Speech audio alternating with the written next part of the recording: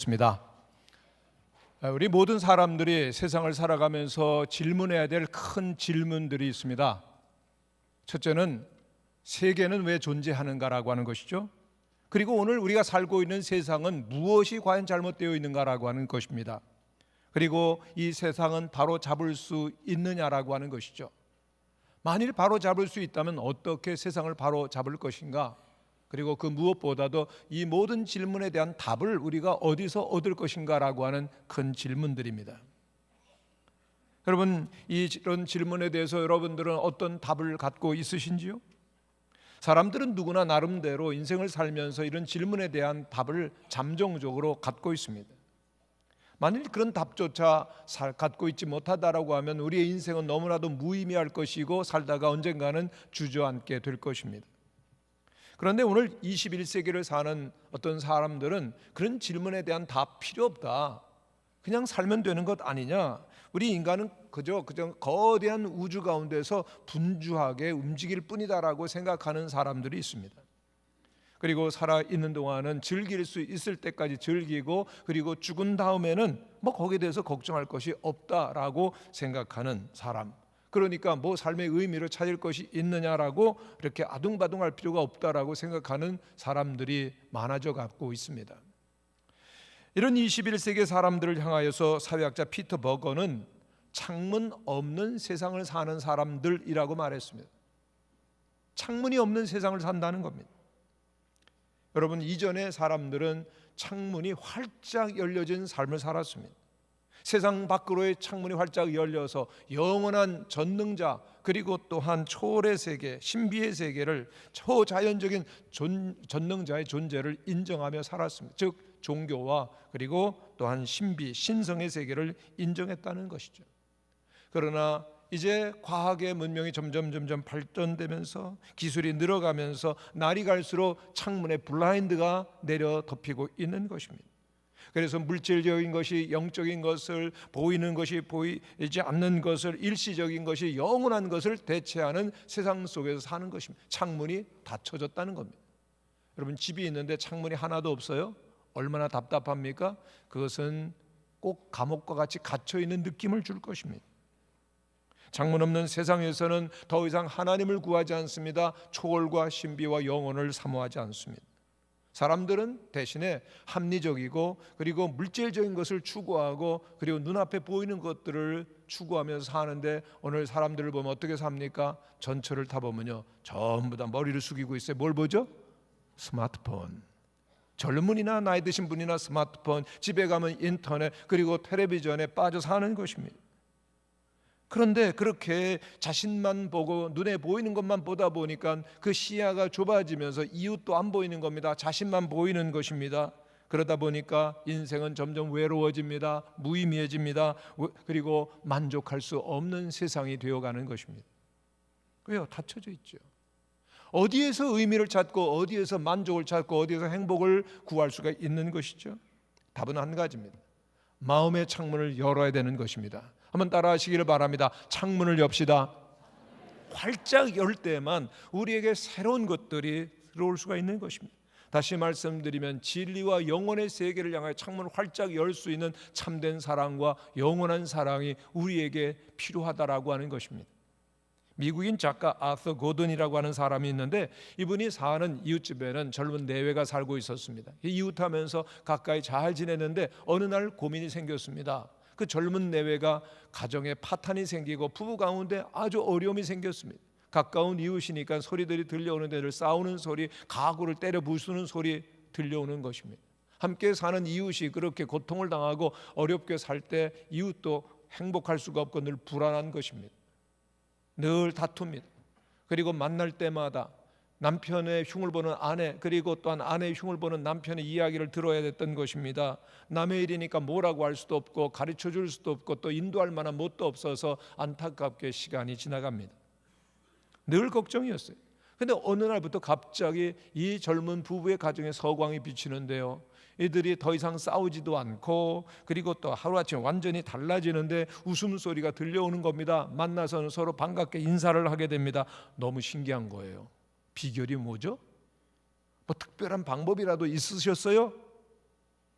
그랬더니 그 젊은 애가 이렇게 얘기를 합니다. 사실은 우리가 너무나도 답답하고 그리고 또한 괴로워서 저희들이 존경하는 나이 드신 내과 의사분이 계셨는데 찾아가서 어떻게 하면 됩니까? 라고 그렇게 질문을 드렸다는 겁니다. 그랬더니 이 의사 선생님이 하시는 말씀이 방법이 있기는 한데 이것을 행할 수 있겠는지 모르겠다. 행하기만 하면 도움이 될 텐데 하면서 가르쳐 준 것이 뭔가 4가지 말이라는 거예요. 4마디 말. 그 말이 뭔가 하면요, 그래서 사랑하고 그래도 사랑하고. 그래 그러니까 사랑하지. 그래 이런 문제가 있지만 그래도 사랑하고 라는 말이었습니다. 한번 따라 하시기를 바랍니다. 그래서 사랑하고 그래도 사랑하고. 그런 얘기를 듣고 보니까 그런 것 같아요. 그래가지고 그 4마디 말을 열심히 외웁니다. 그래서 사랑하고 그래도 사랑하고. 그 말을 외우고 그렇게 살다가 보니까 가정이 행복하고 새로운 가정이 됐다라고 하는 것입니다. 여러분 한번 해보시기를 바랍니다. 그래서 사랑하고 그래도 사랑하고. 아멘. 여러분, 사랑이 참 중요한데요, 사랑은 우리의 생명보다도 더 중요한 것입니다. 그 사랑이 무엇이라고 생각하시죠? 그 소중한 사랑에 대한 이해가 우리의 미래와 운명을 결정짓습니다. 그런데 오늘 불행하고 비참한 것은 사랑이 아닌 것을 사랑으로 착각하는 것입니다. 사랑이 아닙니다. 집착일 뿐이죠. 집착과 사랑이라는 것은 다릅니다. 욕정과 사랑이라고 하는 것도 다르죠. 독선과 사랑이라고 하는 것도 다릅니다. 많은 사람들이 사랑의 이름으로 괴롭힘을 당하고 스스로 괴로워하는 것을 보게 되는데 그것은 사랑이 아닙니다. 그러면 사랑이 무엇입니까? 그 사랑, 참된 사랑, 영원한 사랑은 무엇이며 어디에 있습니까? 성경에 답이 있습니다. 요한일서 4장에 보면은 하나님은 사랑이시다라고 말씀합니다. 하나님은 어떤 분이시냐? 성경은 대답합니다. 하나님은 사랑이시다. 최고의 하나님에 대한 정의입니다. 하나님은 우리를 사랑하신다는 정도의 말씀이 아니라 하나님 그 자체가, 하나님 그분이 사랑 전체라는 것입니다. 하나님의 본질이, 하나님의 모든 그 속성이 사랑이시라는 겁니다. 하나님께서는 너무나도 귀중한 사랑이신데 하나님께서는 우리 인간을 하나님의 형상으로 만드셨습니다. 그런데 그 하나님이 사랑이시기 때문에 우리도 사랑으로 지은 바 되었습니다. 그렇기 때문에 우리 인간이라고 하는 존재는 사랑이 없이는 존재할 수 없도록 만들어진 것입니다. 사랑해야 되는 것이죠. 사랑할 때 마음이 열리는 것이고 그리고 새로운 세상으로의 창문이 열리게 되는 것입니다. 오늘 본문에 보면은 한 서기관이 있었는데 예수님께서 모든 사람들이 율법학자들, 성경학자들이 질문한 모든 대답에 막힘이 없이 술술 대답하시는 것을 보시고 질문합니다. 모든 계명 중에 첫째가 무엇입니까? 유대인들에게 있어서 율법은 생활이었고 삶의 전부였죠. 그들은 어떤 삶의 방향을 정할 때, 어떤 가치 기준을 정할 때 전부 율법을 따라서 정하게 됩니다. 그렇기 때문에 모든 계명 중에 첫째 계명이 뭡니까? 라고 하는 질문은 인생을 살아가는데 가장 소중한 것, 중요한 것이 무엇입니까? 라고 하는 것을 묻는 질문이었습니다. 여러분, 인생을 살아가면서 절대 가치를 아는 것은 매우 중요합니다. 왜요? 절대 가치를 알 때, 가장 중요한 것을 알 때, 우선순위를 알 때만이 우리는 더 이상 방황하지 않고 바른 길로 가기 때문인 것이죠. 이 질문에 대해서 예수님은 한마디로 대답하셨습니다. 하나님을 사랑하는 것이 첫째니라. 모든 계명들을 한 가지로 요약하면 하나님 사랑으로 집약된다는 것입니다. 그래서 오늘 본문은 우리에게 말씀합니다. 우리의 인생의 가장 중요한 것이 무엇일까? 하나님을 아는 것이고 하나님을 사랑하는 것이라고 하는 것입니다. 왜요? 하나님은 창조주가 되십니다. 하나님은 전능자가 되십니다. 하나님은 유일하신 분이십니다. 그러므로 그 하나님을 사랑해야 된다는 것입니다. 여러분들이 사랑해야 될 유일한 분 하나님이십니다. 아멘. 여러분, 세계적으로 유명한 전도자 빌리 그레암 목사님을 다 아실 겁니다. 그런데 그분에게는 외손자가 있는데 톨리안 차비진이라고 하는 손자입니다. 그 어머니 그리고 그 외할머니가 그 독실한 빌리 그레암의 가정이니까 얼마나 믿음이 좋았고 행복했겠습니까? 신앙을 강요하는 것이 아니라 그 삶 전체 가정 가운데 묻어나오는 그 신앙과 행복이 충만한 가정이었습니다. 그런데 이 차비진은 방황을 합니다. 위로는 3명의 그 위에 언니 오빠가 있었고 그 다음에 또 밑으로는 또 3명의 또 동생이니까 가운데 꼈어요. 그래가지고 어디로 갈지 모르고 그래서부터 어려서부터 방황을 하고 그러다가 16살 때는 완전히 집을 떠났습니다. 그리고 마음대로 살아가는 거예요. 세상 속에서 살아갑니다. 처음에는 얼마나 자유로운지요, 얼마나 즐거운지요. 그런데 세상의 쾌락은, 즐거움은 진정한 만족을 주지 못합니다. 세상의 쾌락을 즐기면 즐길수록, 세상으로 가면 갈수록 더욱더 만족으로부터, 참된 즐거움으로부터 멀어짐을 경험하게 됩니다. 그렇게 5년을 삽니다. 그리고 그가 21살 되었던 어느 날입니다. 그 전날도 실컷 술 먹어가지고 깨나 보니까 골치가 아픈데 마음은 허전하고 외로운 거예요. 이거 어떻게 채울까? 그러다가 오랫동안 가지 못했던 교회를 가보자고 갔는데 그 교회는 하나님을 열심히 찬양하고 하나님에 집중하는 예배를 드리고 있었습니다. 그곳에서 만난 사람들 너무나 새롭고 멋졌습니다. 깊은 만족감을 느끼게 되었습니다. 그동안 세상에서 경험했던 것은 모두가 껍데기뿐이었어요. 뭐가 알맹이가 있는가? 경험해보면 알맹이는 없고 텅 비었는데 뭔가 알맹이가 있는 진정한 실체가 그 예배 가운데 있었습니다. 하나님을 만난 것이죠. 하나님의 임재를 경험한 것입니다. 그리고 이 차베즈는 그 경험 이후에 날마다 더 새로운 주일을 기다리게 되었고, 그리고 하나님과 함께 사는 삶, 그리고 예수님을 전하는 전도자가 되었다는 것입니다. 여러분, 누구를 사랑합니까? 무엇을 사랑하십니까? 그것이 여러분의 인생을 결정짓습니다. 저급한 것, 일시적인 것을 사랑합니까? 그럼 여러분의 인생도 저급하고 일시적인 것으로 끝나는 것이죠. 고상하고 영원한 것을 사랑하게 되어지면 우리의 삶도 고상하게 되고 영원에 이르게 되는 줄로 믿습니다. 여러분, 우리가 하나님을 사랑한다? 엄청난 고백입니다. 왜냐하면 우리의 삶이 영혼을 두고 변화되고, 그리고 또한 영원히 하나님과 함께하는 삶을 살게 되는 것입니다. 하나님을 사랑하시기를 바랍니다. 왜 하나님을 사랑해야 됩니까? 하나님은 우리를 지으셨고 그리고 우리를 먼저 사랑하셨기 때문입니다. 이 놀라우신 하나님의 사랑이 요한 1서 4장 9절에 이렇게 표현됩니다. 하나님의 사랑이 우리에게 이렇게 나타난 바 되었으니 하나님이 자기의 독생자를 세상에 보내심은 그로 말미암아 우리를 살리려 하심이니.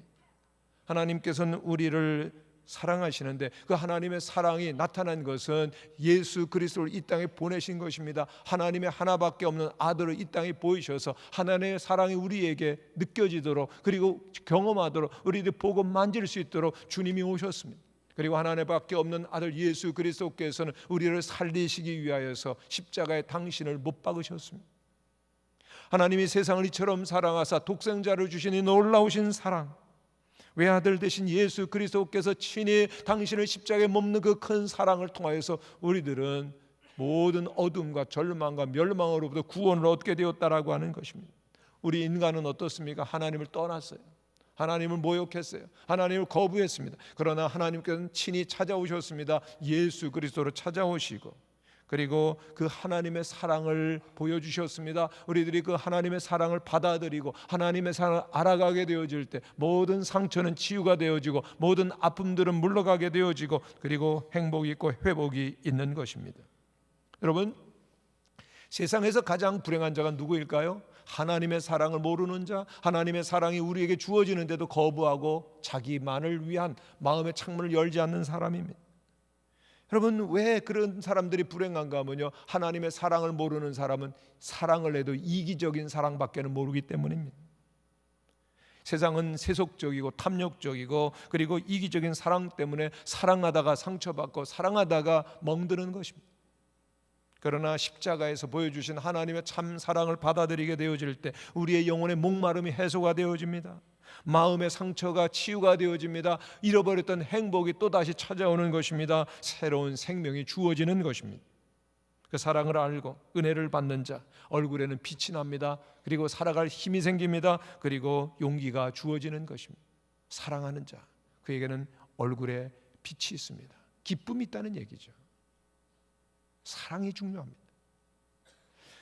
이미 소개한 미국인 작가 아서 거든은 원래 그리스도인이었어요.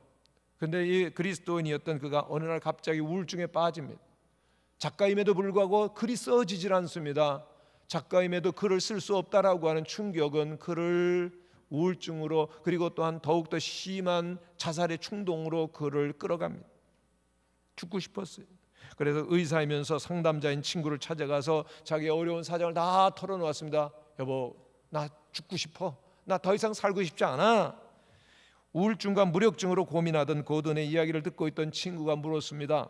자네 어렸을 때 가장 하고 싶어 했던 일, 좋아했던 일이 뭐지? 그건 나는 바닷가에 가가지고 철썩거리는 파도 소리 듣고 갈매기 울음소리 듣는 거야. 그러면은 내가 시키는 대로 한번 따라 하겠어? 그리고 저는 의사인 친구가 4장의 처방전을 주는 겁니다. 그리고 시간마다 이걸 한번 해보라고 그랬어요. 별다른 대안도 소망도 없었던 이 고든은 친구가 써준 처방전을 가지고 어린 시절 자주 놀러갔던, 그렇게 가고 싶었던 바닷가를 찾아갑니다. 철벅철벅거리는 그런 바닷가를, 그 파도를 봅니다. 그리고 첫 번째 써준 처방전을 열어봤습니다. 9시였습니다. 이렇게 써 있습니다. 자네가 좋아하는 파도 소리, 갈매기 소리를 잘 들어보게나. 우스꽝스럽지만은요, 처방대로 바닷가에 앉아서 어린 시절 듣던 파도 소리, 갈매기 소리에 귀를 기울입니다. 얼마나 오랜만이에요. 마음이 좀 차분해지는 것 같아요. 여러분 마음이 복잡하시면 바닷가 가보시기를 바랍니다. 파도 소리 좀 들어보시고요. 기러기 어떻게 우는지 모르지만 소리도 한번 들어보시고요. 그러다가 보니까 시간이 지나가는데 12시입니다. 두 번째 처방전을 열었습니다. 이제 자네가 지금까지 살면서 참 행복했다고 기억되는 순간들을 한번 떠올려보게. 그래, 바다를 보면서 행복했었던 그런 시간들을 떠올려보니까 조금씩 기뻐지는 것 같아요. 시간이 더 지나서 오후 3시, 세 번째 처방전을 열었습니다. 이렇게 써 있습니다. 자네 인생의 동기와 목적을 한번 점검해보게. 그는 작가였죠. 글을 쓰는 동기와 목적이 무엇이었는가 가만히 생각해 보니까 다른 것이 아니라 자기의 이름과 그리고 명예를 위하여서, 자기가 사람들로부터 박수갈채를 받기 위하여서 글을 썼다는 사실을 깨닫게 됩니다. 나는 그리스도인이면서도 하나님의 영광을 위해서가 아니라 헛되고 헛된 나를 위하여서, 나의 명예를 위하여서 글을 썼네. 깨달음이 오고 그리고 눈물이 쏟아지기 시작했습니다. 그동안 살았던 부끄러웠던 자신의 모습을 발견하면서 그는 눈물을 흘렸던 것이죠. 그렇게 지나면서 시간이 지납니다. 오후 6시, 마지막 친구가 준 처방전을 폈습니다. 이제 자네의 죄를 하나님께 자백할 시간이네. 자네가 자백해야 죄들을 모래사장에 써보게. 그는 눈물을 뚝뚝 흘리면서 모래사장에 자기의 죄들을 써나가기 시작합니다. 하나님, 저는 하나님의 영광을 위해서가 아니라 그렇게도 제 헛된 이기심과 욕심을 위하여서, 출세를 위하여서 살았습니다. 하나님을 제대로 섬기지 못했습니다. 내 이웃도 내 가족도 진정으로 사랑하지 못했습니다. 그렇게 그 모든 자기의 죄들을 모래사장에 하나씩 하나씩 써나가는데, 그 모든 죄들 다 써나가기도 전에 갑자기 바다에 밀물이 확 들어오더니 자기가 써는 모든 죄들을 다 말끔히 지워버리는 겁니다. 그 모습을 보았던 고든은 문득 깨닫습니다. 하나님이 나를 받으시는구나, 나의 모든 죄를 용서하시는구나. 일어나서 하나님을 찬양하게 되었고, 그 순간은 그의 인생의 위대한 전환점이 되었던 시간이 됩니다. 우리는 늘 하나님을 떠나죠. 나를 더 사랑하고 사람들을 더 사랑하고 세상을 사랑하죠. 그러나 하나님은 우리를 사랑하시고 우리를 받아주셨습니다. 용서하시는 것, 새로운 삶의 기회를 주시는 겁니다. 그러면 이제 우리는 어떻게 살아야 될까요? 서로를 사랑하는 것이죠. 오늘 31절에 있는 말씀을 보면, 둘째는 이것이니 내 이웃을 내 자신과 같이 사랑하라 하신 이것이니. 하나님 먼저 우리를 사랑하셨습니다. 우리가 하나님 먼저 사랑한 것이 아닙니다. 하나님께서 먼저 우리를 사랑하셨고 그 사랑을 우리는 받은 바 된 것입니다. 여러분, 사랑에 대한 진실한 응답은 무엇일까요? 믿음입니다. 사랑을 믿어야 되는 것이죠. 믿지 아니하는 한 아무런 의미가 없는 것입니다. 사랑에 대한 진실한 자세는 소망입니다. 사랑하는 자 결코 절망하지 않습니다. 사랑 안에 영원한 세계가 보장되어 있기 때문입니다. 사랑하는 자에겐 더 이상의 낙심도 없습니다. 그리고 사랑에 대한 마지막 가장 중요한 반응은 사랑인 것이죠. 사랑은 사랑을 낳는 것입니다. 하나님께서 우리를 참된 사랑으로 사랑하십니다. 그러므로 이제는 우리가 남을 사랑하고 그리고 우리의 자신도 사랑해야 되는 것입니다. 왜요? 하나님의 사랑이 우리에게 부어질 때 우리는 깨닫습니다. 내가 하나님의 사랑받는 자구나. 나는 주님의 사랑 안에서, 그리스도 안에서 소중하구나. 아멘. 성도 여러분, 한번 따라하시기를 바랍니다. 하나님이 나를 사랑하십니다. 그 사랑 안에서 나는 소중합니다. 아멘이십니까? 하나님이 날 사랑하시는데요, 뭐가 부족할 것이?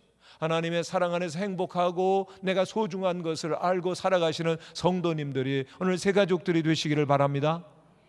그런데 그 놀라우신 사랑 가운데서 내가 존귀한 것을 아는 자에게는 변화가 일어납니다. 서로를 사랑하게 되는 것이죠. 마땅한 것입니다.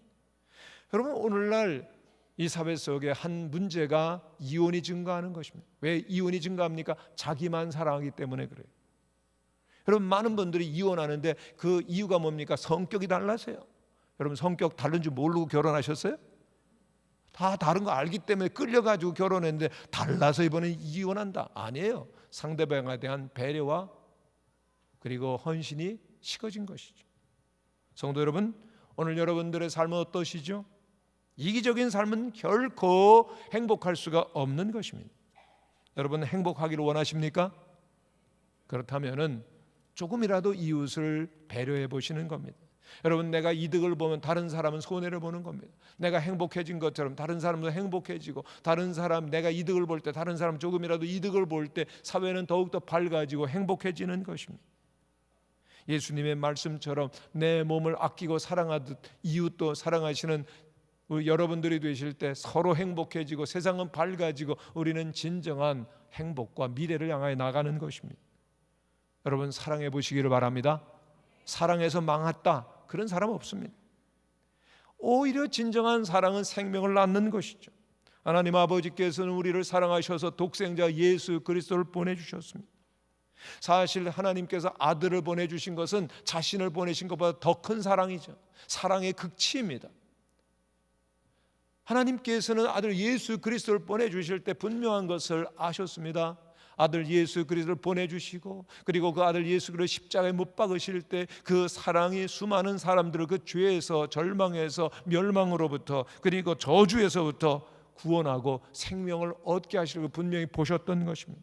그렇습니다. 하나님께서 아들을 보내주시고 십자가에 못 박는 그 사랑의 실천이 다른 사람을 살리고 세상을 살리는 것을 주님은 보셨던 것입니다.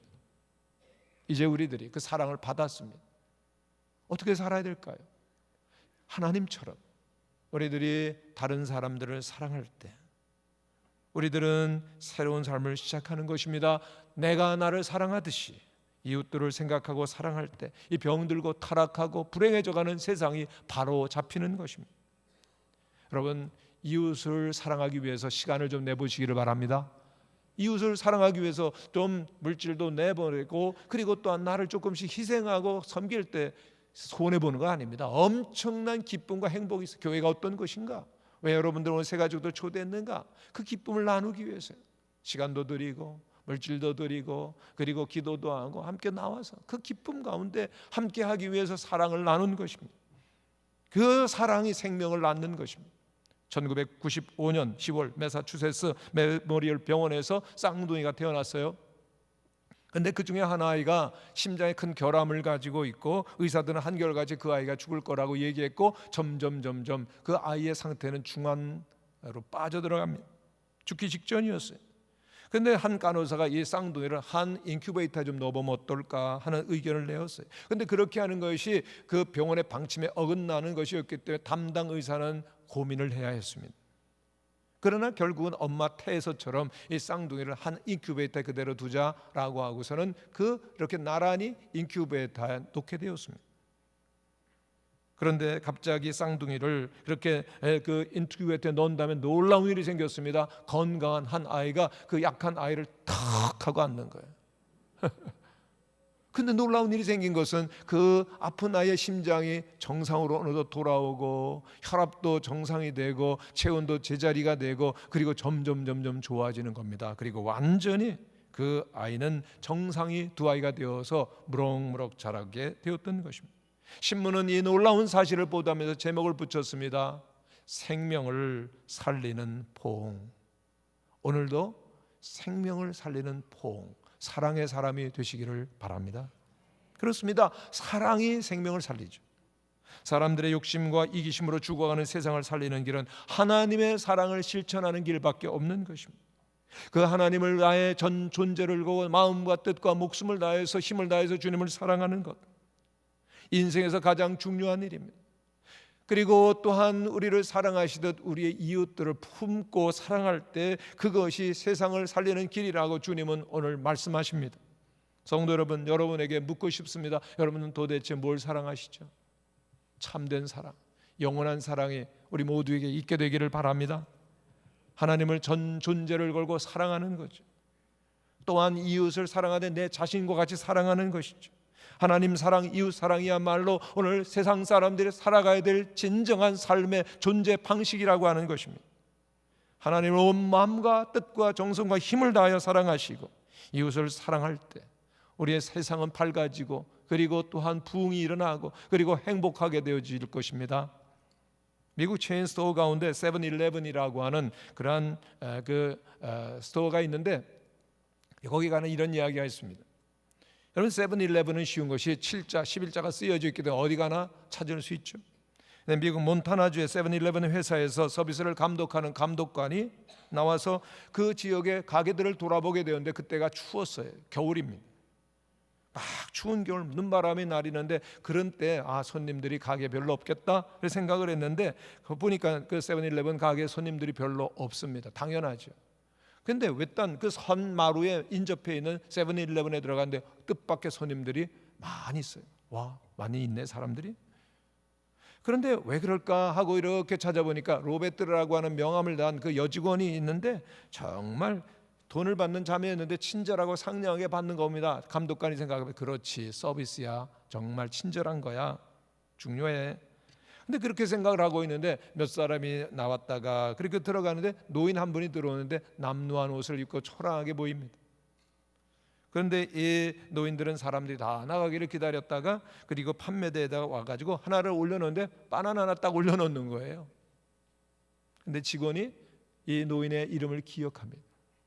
이름을 부르면서 요즘 어떻게 지내세요? 어떻게 사세요? 그 개인 생활 일일이 물어주고 그리고 그 바나나를 너무나 정성껏 잘 포장해 주는 겁니다. 근데 그게 끝이 아니었어요. 그걸로 끝난 것이 아닙니다. 밖에까지 나와가지고서는 그를 포옹해 주고 끌어안으면서 힘내세요, 열심히 사세요, 그리고 옷도 잘 만져드리고 씩 웃으면서 내일 또 오세요, 내일 또 오겠다고 그 모습을 보면서 감독관은 깨닫습니다. 고기를 끄떡입니다. 그리고 유명한 이런 말을 합니다. 맞아, 저 노인은 바나나를 살아온 것이 아니야, 저 노인은 사랑을 살아온 것이야. 그리고 이 말이 세븐일레븐의 매니저를 교육시키는데 유명한 말이 되었다고 합니다. 우리는 단순히 물건을 팔아서는 안 됩니다. 물건을 파는 것보다 더 중요한 것은 사랑을 주는 것입니다. 여러분, 이마트나 이런 대형 슈퍼에 가서 하루 종일 판매대에 앉아가 돈만 계산해 준다. 얼마나 지루하고 답답하고 그리고 힘든 생활이겠어요. 그러나 물건을 파는 사람 그리고 돈을 주고받는 사람이 아니라 사랑을 준다. 인생의 차원이 다른 것이죠. 여러분, 이 세상은 사랑에 목마른 사람들이 너무나 많이 있습니다. 사랑 때문에 답답하고 외롭고 상처를 받은 사람들이 너무나 많이 있습니다. 오늘 우리들이 기도해야 될 것은 우리에게 먼저 하나님의 사랑이 부어지게 해달라고 기도해야 될 것입니다. 우리의 마음에 사랑이 부어지게 될 때 비로소 우리는 하나님을 사랑하고 그리고 또한 서로를 사랑할 수 있기 때문입니다. 그 하나님의 사랑이 우리의 마음속에 가득하게 되어질 때 외롭고 힘든 사람들을 사랑합니다. 아니, 우리 주변에 있는 우리 가족들을 사랑하게 됩니다. 그리고 교회에 와서도 서로를 사랑할 수 있게 되는 것이죠. 여러분, 우리 주변에 눈물과 한숨으로 인생을 지내는 사람들이 많이 있습니다. 이제 그들을 보면서 우리들이 기도해야 될 것이 있습니다. 하나님, 우리가 하나님의 사랑이 우리 속에 가득하기를 원해요. 하나님의 사랑이 우리의 마음속에 채워지게 해주세요. 그리고 참사랑, 그 십자가에서 당신을 버리신 하나님의 사랑으로 우리의 영혼이 가득해서 이 세상에서 채울 수 없는 사랑의 갈증이 십자가의 사랑, 예수의 사랑으로 채워지게 하시고 회복되게 하여 주세요. 더 이상 눈물과 고뇌와 그리고 저주와 우울과 상처와 아픔으로 지내는 자 우리들 주변에는 없게 하시고 우리로 말미암아 저들도 함께 하나님 사랑, 이웃 사랑으로 살게 해주세요 라는 기도가 우리에게 있어야 될 줄로 믿습니다. 즉 마음의 창문을 여시라는 거죠. 뭐가 우리의 마음을 가득히 어둡도록 짓누르고 닫아두었는지, 블라인드를 걷고 창문을 열고 하나님의 사랑을 받아들이시고 이제는 하나님 사랑, 이웃 사랑으로 살아가는 우리 모두가 되시기를 간절히 바랍니다.